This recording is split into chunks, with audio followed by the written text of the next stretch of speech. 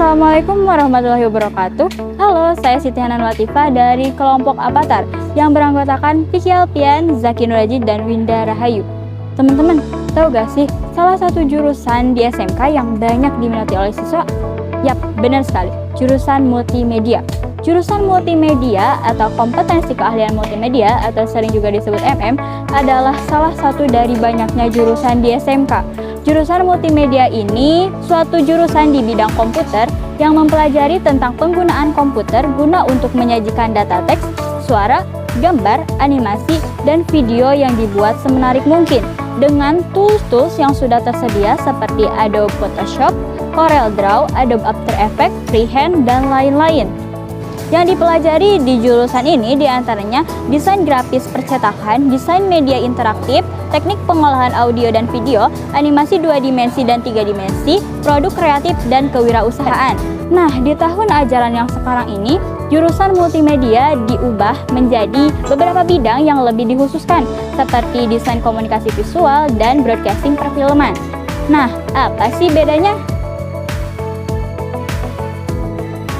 Kaitan dengan perbedaan kedua konsentrasi keahlian ataupun keduanya, pertama adalah desain komunikasi visual dan juga broadcasting dan film. Itu keduanya jelas berbeda karena untuk desain komunikasi visual sendiri itu lebih ke seni murni, sementara untuk broadcasting sendiri lebih ke broadcasting, meskipun dua-duanya di ekonomi kreatif.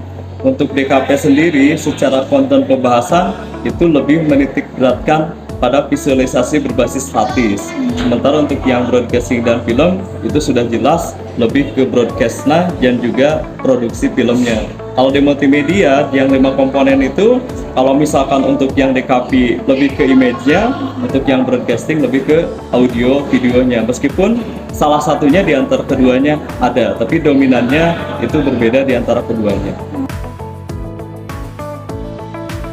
Untuk ngomongin masalah biaya nih Pak, nah jurusan ini tuh terbilang mahal gak sih Pak? Soalnya mungkin orang berpikirnya kalau masuk jurusan ini tuh harus punya kamera Pak, harus punya ini atau itu. Gimana tanggapan Bapak?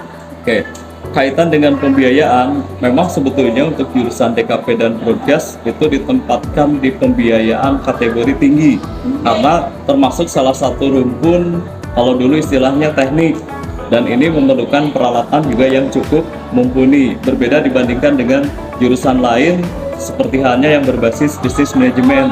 Itu dari sisi komponen biaya jauh lebih murah dibandingkan dengan teman-teman yang gabung di jurusan DKP dan juga broadcasting. Betul, untuk DKP salah satunya perlu peralatan-peralatan pendukung, misalkan dari aspek kamera, aspek tripodnya, aspek komputer, laptop. Broadcast mungkin lebih mahal lagi kaitan dengan video dan lain sebagainya. Tetapi pembelajaran khusus di DKP dan broadcasting di SMK Negeri 1 Tasikmalaya, meskipun secara alat paham mereka dibantu dengan peralatan baik itu dari sekolah maupun dari pemerintah, sehingga tetap kaitan dengan pembiayaan dipertimbangkan kebutuhan-kebutuhan yang ada, baik itu yang memang sifatnya urgen ataupun sifatnya kondisional. Jadi berbagi sharing, ada yang anak nanti memiliki kamera, laptop, kemudian ada yang tidak ada, nanti sekolah menyediakan dalam bentuk PC. Jadi sekolah kaitan dengan DKP itu memang kategorinya sekolah elit dan memang mahal, tetapi karena sikutnya SMK masih mendapat subsidi dari pemerintah, bantuan dari pemerintah, sehingga bisa terjangkau. Pertama, perspektif kerja untuk jurusan DKP. Saat ini dunia pekerjaan semakin terbuka lebar, terutama kaitan dengan konten kreator. Maka salah satu penyumbang bisnis itu adalah anak-anak DKP. Mereka bisa membuat konten-konten kreatif sehingga bisa dimunculkan di perusahaan-perusahaan berbasis konten kreator, itu satu. Kedua juga bisa berbasis advertising ataupun percetakan.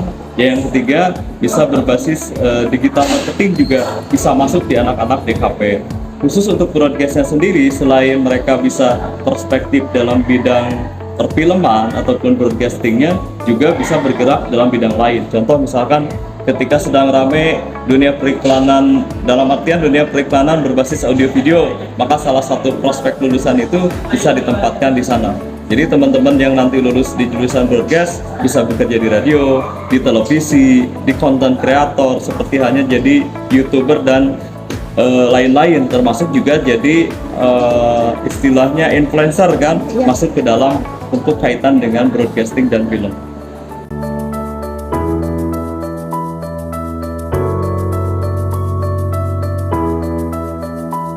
Untuk sekarang saya berada di kelas multimedia. Bagaimana proses pengajarannya? Yuk kita lihat.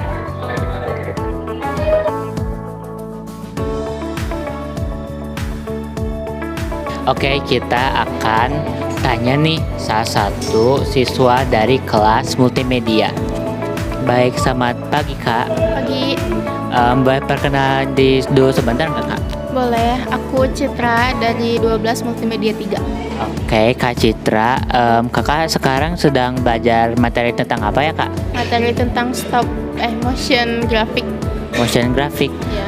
Oh, Kakak bisa boleh jelasin lebih detail lagi nggak Kak tentang motion graphic?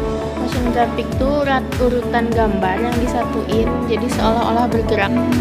Oh, kayak semacam animasi ya Kak? Ya, kayak gitu.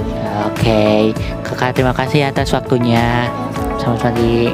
Nah, itu adalah salah satu contoh materi dari kelas multimedia. Jadi alasan saya masuk jurusan multimedia karena ya saya kan suka fotografi. Nah, di jurusan multimedia itu terdapat ada fotografi tentang fotografi, editing dan sebagainya. Terus gitu aja. Jadi selama saya belajar di jurusan multimedia, alhamdulillahnya saya mendapat banyak ilmu yaitu tentang entah fotografi atau editing. Jadi dari yang sebelumnya saya nggak tahu apa-apa ya. Jadi alhamdulillah bisa kayak foto yang bisa dibilang bagus lah kalau gitu mah. Ya begitu, udah gitu aja.